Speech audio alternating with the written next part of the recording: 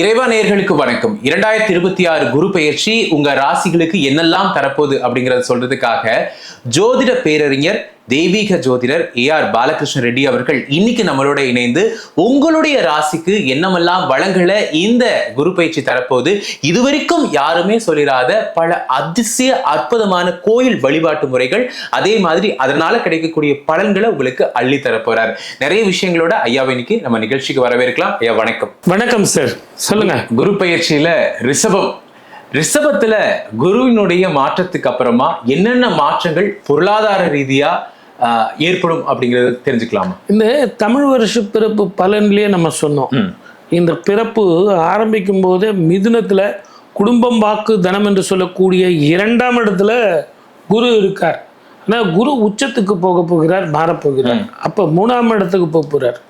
3ஆம் இடத்துக்கு போகும்போது ஊர் விட்டு ஊர் போறதோ, இடம் விட்டு இடம் மாறுறதோ, வெளிநாடோ வெளி மாநிலமோ, ரொம்ப நாளாக நான் படிக்கிறதுக்கு போகணும் சார், வேலை செஞ்சுக்கிட்டே படிக்கலாமா, படிச்சுக்கிட்டே வேலை செய்யலாமா, இந்த சந்தேகம் இருந்தது பாருங்க.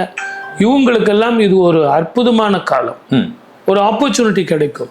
அதே மாதிரி படிக்கிற பிள்ளைங்களுக்கு ரொம்ப அற்புதமான காலம்.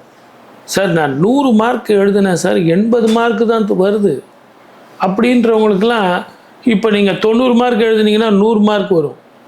குரு சாதகமாக இருக்கார். 10ஆம் இடத்தில் பாவி ஒருவன் இருந்தால் ராஜயோகம். இப்படி சுப பலனை நம்ம சுருக்கிட்டே போகலாம். ரொம்ப நாளாக எனக்கு ராகு தோஷங்கிறாங்க, சிவா தோஷங்கிறாங்க, கால சர்ப தோஷம்னு சொல்கிறாங்க, கல்யாணம் தடைப்பட்டுக்கிட்டே போகுது. அது ஆணாக இருக்கட்டும் பெண்ணாக இருக்கட்டும், ரிஷபத்தில் பிறந்தவங்க அத்தனை பேருக்கும் தள்ளிக்கிட்டே போகுது. அப்போ அவங்களுக்கு திருமண வாழ்க்கை கைகூடும். முதல்ல கெட்டி மேளம் கொட்டும். ஏற்கனவே திருமணம் ஆனவங்களுக்கு எனக்கு வீட்டில் நிம்மதியே இல்லை சார், கணவன் மனைவி பிரிஞ்சு இருக்கிறோமே, நாங்கள் சேர்ந்து வாழ்வோம்னா சேர்ந்து வாழலாம். குழந்தை பாக்கியம் கிட்டுமானா நிச்சயமாக கிட்டும். IOL IVFலையாவது உங்களுக்கு குழந்தை பாக்கியம் கிட்டும். இதை எல்லாத்த விட உறவுகளும் நட்புகளும் உங்களுக்கு ஒற்றுமையாக இருக்கும். சளி சம்பந்தமான பிரச்சனைகள் போகும். இதோ ஒரு மனோபயம் மனோகிலி இருந்தது, இது போகும். தொழில் ஆரம்பிக்கும் போது கூட கடன் நிறைய இருக்குது, அந்த EMIயில் நான் கொடுத்துருவேனா சார் அப்படின்னா கண்டிப்பாக கொடுக்க முடியும். என்ன கல்யாண செலவுக்கும் குழந்தைகளுடைய படிப்புக்கும் அந்த திருமணத்தினால நகை வாங்கிறது, பட்டுப்புடவை வாங்கிறது, அதனால் உங்களுக்கு சில கடன்கள், புதிய கடன்கள் வந்து தான் தீரும். சுப செலவுகள் நிச்சயமாக வந்து தான் தீரும். அதே நேரத்தில் உங்கள் பெண்களால், உங்கள் மகனால் உங்களுக்கு வருமானங்கள் கூடும். மகளால் வருமானங்கள் கண்டிப்பாக வருமானங்கள் கூடும். அவங்க போய் வேலைக்கு போய் உங்கள் குடும்ப பாரத்தை உங்களோட சேர்ந்து சுமப்பாங்க, நல்லாயிருக்கும்.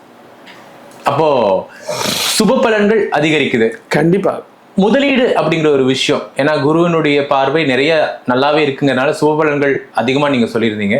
முதலீடுகள் இந்த நேரத்தில் பண்ணுறது சரியா இருக்குமா? கண்டிப்பாக முதலீடு பண்ணணும். அது நிலத்துலனா பண்ணுங்க, அல்லது தங்கத்துலனா பண்ணுங்க.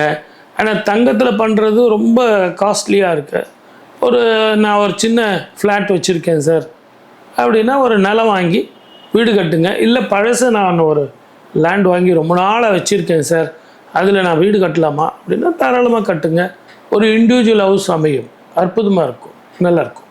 இப்போ உலகத்தோட சூழல் இப்போ இக்கட்டான நிலைமையில இருக்குது. ஆமாம், பொருளாதார ரீதியாக நம்ம எந்த ஒரு நிலைமையில இருக்கோம்னு தெரியும். அப்போ இப்படி இருக்க சமயத்தில் குறிப்பாக ரிஷபம்க்கு சுபபலன்கள் நீங்கள் சொன்னீங்க. குரு பயிற்சிக்கு அப்புறமா தொழில் துவங்க, இல்லை தொழிலில் ஆல்ரெடி இருக்கிறவங்க இன்னும் கொஞ்சம் முதலீடுகளை கூட்டுறதுக்கான வாய்ப்புகள் எப்படி இருக்கு? இவங்களுக்கு ஒரு 5 வருஷமாவே பயங்கர அனுபவம். இந்த சனியின் தாக்கம், குருவின் தாக்கம், அதில் நம்பிக்கை துரோகங்கள், கடன் வாங்கிட்டு கொடுக்காம போகிறது, இவங்களை ஏமாத்துறது அப்படின்னு, அது உறவாகட்டும் நட்பாகட்டும் எதுவாக இருக்கட்டும், அதில் ரொம்ப ஏமாந்துட்டாங்க. இனிமேல் இவங்க யாருக்கும் உதவும் மாட்டாங்க, இவங்களை போய் கடன் கேட்டால் கொடுக்கவும் மாட்டாங்க. அவங்களே எச்சரிக்கையாக இருப்பாங்க. அது மட்டும் இல்லாமல் இவங்ககிட்ட அந்த பணமும் கிடையாது, கொடுத்து ஏமாந்துட்டாங்க. அதனாலேயே இவங்க குடும்பத்தில் நிறைய பிரச்சனை. அவங்க வீட்டுக்காரம்மா சொல்லி, அதெல்லாம் வேணாங்க, சொல்கிறத கேளுங்க, மனைவி இருக்கேன், மக்கள் இருக்கேன், எனக்காக கொஞ்சம் செலவு பண்ணுறதை கம்மி பண்ணுங்கன்னா, இல்லை அவன் ரொம்ப கஷ்டப்பட்டான், பசிக்குதுன்னு கேட்டால் கொடுத்துட்டேன் நான் அப்படின்னு சொல்லுவாங்க. ரொம்ப இறக்கப்பட்டவர்கள். அதுதான் இவங்களுடைய பலம், அதுதான் இவங்களுடைய பலம். இன்னைக்கு கொஞ்சம் கவனமா இருக்கணும். கண்டிப்பா கவனமா இருக்கணும். ஆனா இந்த காலகட்டம் குரு பயிற்சி அற்புதமான காலம். ஸோ முதலீடுகளுக்கும் நீங்க தயங்காம முதலீடு பண்ணலாம், நம்பிக்கையோட பண்ணுங்க. ஆனா அவனை நம்பின இவனை நம்பினேன்னு வேண்டாம். உங்க உழைப்பை நீங்க நம்புங்க, நிச்சயமா உங்களுக்கு லாபம் வரும். அதனுடைய பயன் மிக பெருசா இருக்கும். சுய புத்தியோட சிந்திச்சு முதலீடு பண்ணுங்க. ஆமா, நீங்க வெளிநாடு போறது இருந்தா கூட கிளம்புங்க, நல்லா இருக்கு நேரம், நல்லா இருக்கு. அட்லீஸ்ட் நீங்க பெங்களூர், மைசூர், சார் இந்த வேலையை நான் மாத்திக்கிட்டுமா, கண்டிப்பா மாத்திங்க. அதிக வருமானம், மன நிம்மதி தரக்கூடிய மேலதிகாரிகள், நல்ல ப்ரமோஷனு எல்லாம் நல்லா வரும். தைரியமாக போயிட்டு வாங்க. வழிபாடு, ஏன்னா இதுக்காக தான் காத்துட்டு இருக்கோம்.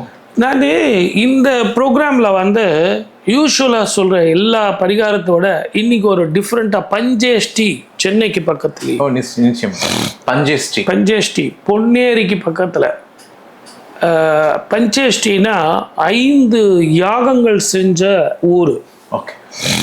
அப்படிப்பட்ட ஊர் அந்த ஊர். ரொம்ப பிரமாதமான கோவில். அங்கே அகஸ்தீஸ்வரர் திருக்கோவில் அப்படின்னு ஒன்று இருக்கு. அந்த கோவிலில் அகஸ்தியர் வந்து அந்த லிங்கத்தை பிடிச்சிருக்கார். அவருடைய கைரேகைகள்லாம் அந்த லிங்கத்திலேயே இருக்கு. ரிஷபராசிக்காரர்களுக்கு ஒரு அற்புதமான கோவில் இந்த கோவில். என்ன காரணத்தினால சொன்னேன்னு தெரியுங்களா? அதுலேயும் ரிஷபராசிக்காரர்கள் படிக்கிற பிள்ளைங்களுக்கு சொர்க்க பூமி இந்த கோவில். இந்த அகத்தியர் சன்னதி இருக்கு, அங்கே சுவாமியினுடைய தண்டம் இருக்கு. அந்த தண்டத்திலேயே எல்லாரையும் ஆசீர்வாதம் பண்றாங்க. அதனால மாலையில போனீங்கன்னா சூரியன் வந்து வழிபடுகிறார். இது ஒரு அற்புதமான காட்சி. இதையும் பார்க்கலாம். உங்க பிள்ளைங்களை கூட்டு போய் நல்லெண்ணெய் வாங்கி கொடுங்க, சுவாமிக்கு அபிஷேகம். அது இல்லாம வஸ்திரம் வாங்கி கொடுங்க, அபிஷேகம் பண்ணி சுவாமியினுடைய தண்டத்தால உங்களுக்கும் உங்க குடும்பத்திற்கும் உங்க பிள்ளைங்களுக்கும் ஆசீர்வாதம் பண்ண சொல்லுங்க. முதல்ல எவ்வளவு தோஷங்கள் இருந்தாலும் அந்த தண்ட ஆசீர்வாதம் பண்ணும்போது அந்த தோஷங்கள்லாம் பஞ்சாக பறந்து விடும். ரஷ்ங்கிறதே இருக்காது. கிராமம், குற்றமில்லாத ஒரு இடத்துல சூரிய பகவானுடைய ஆசீர்வாதம், அகத்தியர் குரு அருளும் திருவருளும் சேர்ந்து கிடைக்கக்கூடிய ஒரு அற்புதமான திருத்தலம். ஆனா போகும்போது நல்ல நாட்டு நல்லெண்ணெய் வாங்கிட்டு போங்க. 9க்கு 5 வேஷ்டியும் ஒரு நல்ல புடவையும் வாங்கிட்டு போங்க. அந்த அம்பாளை இன்னைக்கெல்லாம் பார்த்துக்கிட்டு இருக்கலாம். அப்படிப்பட்ட கோவில். சந்தோஷமாக போயிட்டு வாங்க. வாழ்க வளமுடன். All the best. இதே மாதிரி தொடர்ந்து ஜோதிடம் சார்ந்த நிகழ்ச்சிகளுக்கு மறக்காம இறைவாவை சப்ஸ்கிரைப் பண்ணிக்கோங்க.